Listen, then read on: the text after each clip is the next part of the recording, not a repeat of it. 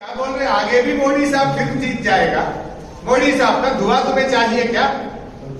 तुम कांग्रेस के मुख्यमंत्री होके आगे कांग्रेस का प्रधानमंत्री बनते बोलते, या मोदी साहब को आगे भी आप ही प्रधानमंत्री बनते आपका धुआं होना बोलते हैं? बोले तो क्या बोल रहे रेवंत रेड्डी खुद बोल रहे आगे भी मोदी साहब फिर बनेंगे। वो खुद बोलता है कि मैं आरएसएस हूं। ये आरएसएस मुख्यमंत्री को वोट देंगे क्या? सोचिए, गलत बात बोले ये लोग। आज कविता जी को क्यों अरेस्ट करें? केसीआर साहब ने बीजेपी से अलायंस नहीं करे बोल के कविता जी को आज अरेस्ट करें। अगर से हम मिल लिए तो कविता जी को क्यों अरेस्ट करते? केजरीवाल साहब को क्यों अरेस्ट करते? आप सोचो, दिल्ली में राहुल गांधी क्या बोल रहा? केजरीवाल का जो अरेस्ट है, ये जो लिकर पॉलिसी है, ये अरेस्ट गलत है बोल के राहुल गांधी बोलता। यहाँ रेवंत रेड्डी क्या बोलता? ये लिकर पॉलिसी में हम फंस गए, ये गलत है बोलते। रेवंत रेड्डी का बात एक है, राहुल गांधी का एक बात एक है। रेवंत रेड्डी साहब जो मोदी साहब बोलते वो सही है बोल रहा। राहुल गांधी क्या बोल रहा? जो मोदी साहब लिकर पॉलिसी में केजरीवाल साहब का, कविता जी का जो अरेस्ट है वो गलत है बोल के राहुल साहब बोल रहा। अब किसका सही है?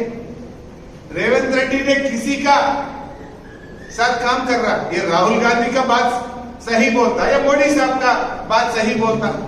आज क्या बोल रहे हैं राहुल गांधी? जो केजरीवाल साहब को जो लिकर पॉलिसी में अरेस्ट कर रहे वो गलत है बोल के राहुल गांधी जी ने बोल रहे, लेकिन रेवंत रेड्डी साहब बोल रहे ये सही करे, कविता जी को अरेस्ट करे बोल के बोल रहा। ये लोग समझना चाहिए। दूसरी बात, इस राज्य में, इस दुनिया में हर कोई जानते हैं अदानी साहब कौन है। मोदी साहब का दोस्त है, ये तो हर कोई बोलते हैं। राहुल गांधी ने क्या बोलता है? राहुल गांधी बोलते हैं कि अदानी साहब चोर है, अदानी साहब के पास पूरा बीजेपी का पैसे है बोल के हर दिन राहुल गांधी ने अदानी साहब के ऊपर गालियां देते रहते हैं। लेकिन रेवंत रेड्डी साहब उनसे गले मिलते हैं। रेवंत रेड्डी साहब बोलते हैं अदानी हमारा दोस्त है। अब ये किसके साथ काम कर रहे हैं? मोदी साहब के साथ काम कर रहे हैं या राहुल गांधी जी के साथ काम कर रहे हैं? आप कांग्रेस के मुख्यमंत्री है या बीजेपी के मुख्यमंत्री हैं? आपके पार्टी के अध्यक्ष बोलते हैं कि अदानी साहब चोर है, अदानी साहब बहुत गंदा काम करे, गलत काम करे। तुम जाके गला मिलते हैं, तुम जाके उनसे एग्रीमेंट करते हैं, आप जाके दोस्त है बोल के बोलते हैं। हमारे मुसलमान भाई बहन ये बात समझने की जरूरत है। और बोलते हैं कि तीसरा मुद्दा, एक तरफ राहुल गांधी ने बोलता है Gujarat model is a failure model. Gujarat में गोधरा इंसिडेंट में मुसलमानों को मार दिए गए, वहां पर लोगों को जेल में रखे, गुंडागर्दी करे, वहां जीना मुश्किल हो गए बोल के राहुल गांधी साहब बोलते हैं। लेकिन रेवंत रेड्डी साहब बोलते हैं कि मोदी साहब बड़े भाई हमारा तेलंगाना को भी गुजरात जैसा मॉडल बनाओ। बोले तो तुम क्या करना चाहते हैं तेलंगाना में? गुजरात का मॉडल बोले तो यार फिर फसाद ही होना क्या? यहाँ भी जो गुजरात में गोधरा में जैसा काम हुआ ऐसे काम यहाँ भी करना चाह रहे क्या? ये कहीं का मॉडल है? राहुल साहब गुजरात मॉडल फेल्यूर बोलते हैं, लेकिन रेवंत साहब गुजरात मॉडल सुपर है, हम भी ऐसा करना चाहते हैं बोलते हैं। अब लोग समझना है, अब कौन कांग्रेस कौन बीजेपी से मिलावट है? या रेवंत रेड्डी मिल गए या कौन मिल गए? अब बीजेपी से कोई लड़ाई कर सकते हैं वो केसीआर है, वो बीआरएस पार्टी है। अगर से कोई सेक्युलर लीडर है वो केसीआर है, वो बीआरएस पार्टी है। हम सेक्युलरिज्म को आगे लेके गए।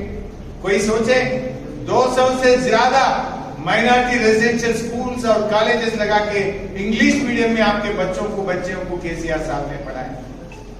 पूरा दुनिया में पहली बार इमाम मोज़म साहब को कोई तनख्वाह दिए हैं वो सिर्फ केसीआर साहब ने दिया है।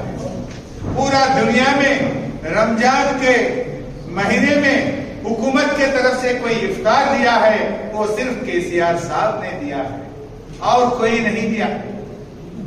कौन मुसलमानों का दोस्त है, कौन दुश्मन है, आप लोग समझना चाहिए। केसीआर साहब हिंदुओं का दोस्त है, मुसलमानों का दोस्त है, क्रिश्चियन का दोस्त है, हर कोई का दोस्त है। आज हमारे भाइयों से मैं बोलना चाहता हूं, स्वतंत्र देश में अगर से कोई कैबिनेट में, कोई सरकार में माइनॉरिटी मिनिस्टर नहीं है बोले तो सिर्फ रेवंत रेड्डी की हुकूमत में माइनॉरिटी का मिनिस्टर नहीं है।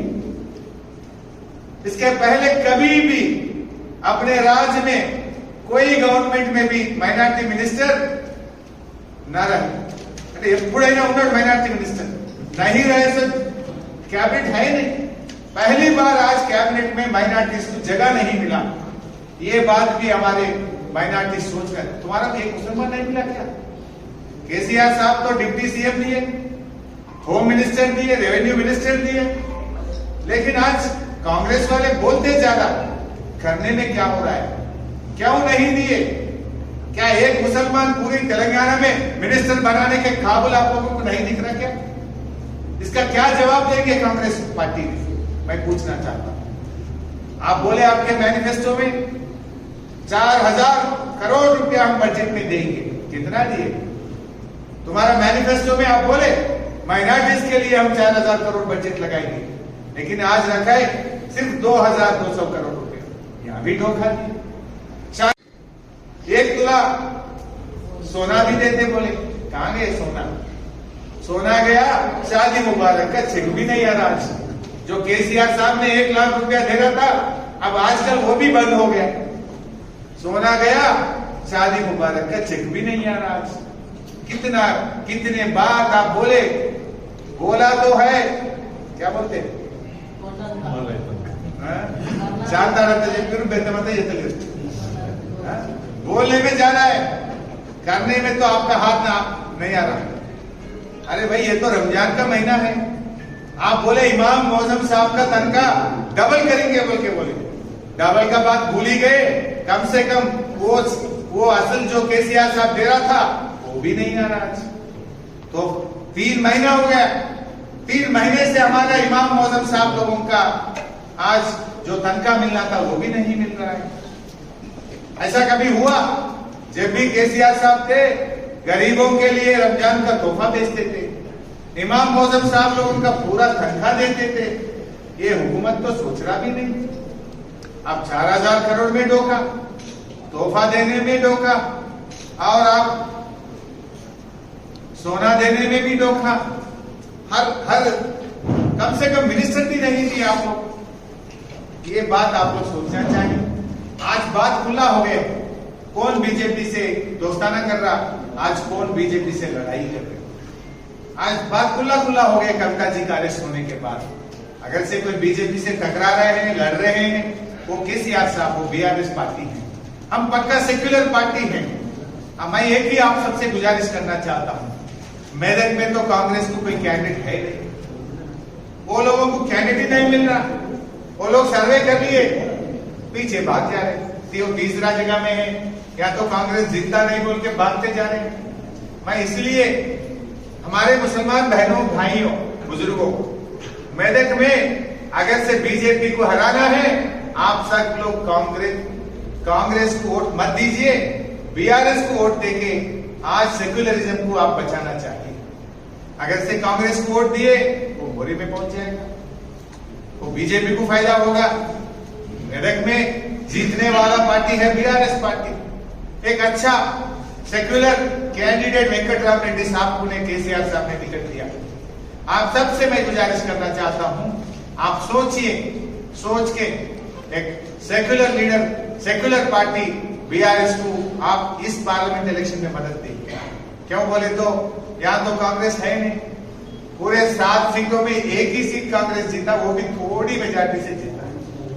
तो किसी हाल में हम पहले से भी या बीआरएस ही जीते, अभी भी बीआरएस जीतेगा।